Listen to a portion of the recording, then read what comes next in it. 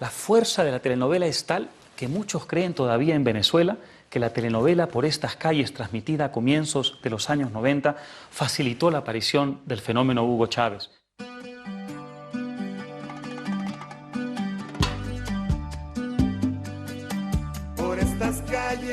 Por estas calles fue una telenovela sumamente popular, transmitida a diario por el canal principal Radio Caracas Televisión entre 1992 y 1994. Como todas las telenovelas, tenía héroes y villanos, pero la novedad estuvo en el hecho de que también abordó controvertidos asuntos políticos. La corrupción policial, el mercado negro, el crimen, la pobreza y las instituciones fallidas. Se ha dicho que por haberse concentrado en estos temas, socavando el prestigio de los políticos, los jueces, los policías y otras instituciones oficiales, Por estas calles ayudó a Hugo Chávez a ganar las elecciones en 1998.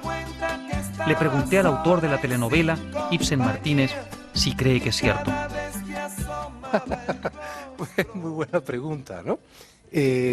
La telenovela en sí misma discurre del mismo modo que discurre el político populista. Tiene un discurso redistributivo de la riqueza, comparte la percepción de que la justicia es solamente para los ricos y que hay que fiarse de la buena voluntad de un tercero. En el caso de la política, de la buena voluntad del demagogo, del líder populista. En el caso de la telenovela, del galán, que en un momento dado interviene. Esta fue una telenovela atípica y bastante irrepetible. De un modo deliberado, los personajes tenían funciones sociales. Uno de los personajes más exitosos, contra lo que yo habría deseado, era un policía que tomaba la justicia por su propia mano. La Constitución no distingue raza, sexo, credo o condición social, comisario. ¿Así? No me diga. Pues yo sí hago distingos, jovencita. ¿Y sabe por qué? Porque me hago respetar. La Constitución no hace distingos. Es cierto. ¿Y de qué le ha servido? Nadie la respeta. Algo parecido pasa con los personajes como Chávez, de no haber conspirado durante 15 años y lanzarse a una intentona golpista que lo mostró a los ojos del pueblo venezolano como una especie de Robin Hood que estaba dispuesto a pagar el diezmo de ser tenido por un ilegal a cambio de ser también percibido como el vocero de los que no tenían voz, el vocero de los excluidos. La desvalorización de la figura del político era uno de los grandes temas de mi telenovela. Lo digo con algo de pesar y de arrepentimiento, porque nunca fue para nadie en Venezuela tan fácil fustigar a los políticos como cuando tú tienes a tu servicio un canal de televisión y una telenovela exitosísima. Qué curioso que una telenovela haya tenido tanto impacto político, ¿verdad? Pero ya ven, política y cultura no siempre se pueden separar en América Latina, como ocurre, por ejemplo, en Europa o en Estados Unidos. Los poetas, los cantantes, los músicos, los novelistas siempre jugaron un rol importante en nuestra vida pública. Asimismo, nuestros dirigentes no siempre salieron, como por ejemplo en el Reino Unido, de la clase política profesional. Ellos llegaron en muchos casos al poder por vías distintas.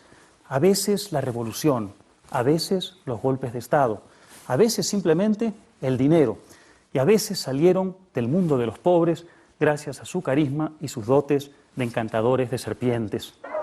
En muchos casos, como el de Evita Perón, son historias que parecen verdaderas telenovelas. Si ustedes creen que el salto de Evita a la fama en Argentina parece una telenovela, esperen a que les cuente esta historia mucho más melodramática. Es una historia que lo tiene todo: el paso de la miseria a la gloria, el triunfo contra la adversidad, el amor, su pérdida, su recuperación y finalmente el reconocimiento máximo. Es la historia de una criatura nacida en Pernambuco, uno de los estados más pobres del Brasil, situado en el noreste del país. Su padre se fue a trabajar a otro estado cuando era muy pequeño. Cuando su madre y 7 de los 8 hermanos se mudaron a Sao Paulo, se vinieron a vivir a aquella casa, que ahora está cerrada, pero que entonces quedaba contigua a un bar con el que compartían incluso hasta el baño. Desde niño tuvo que trabajar para ganarse la vida, lustrando zapatos y haciendo otros oficios. Cuando creció, entró a trabajar como metalúrgico y a través de su hermano se acercó al mundo sindical. Más tarde, el sindicalista inició una carrera política, fundando un partido laborista de izquierda, el Partido de los Trabajadores, y en 1982 legalizó formalmente su apodo de infancia, Lula. Pero en esos tiempos era parte de la corriente populista que venía desde la Revolución Mexicana y había sido recogida por Perón. Defendía a los trabajadores contra el capital y criticaba la inversión extranjera.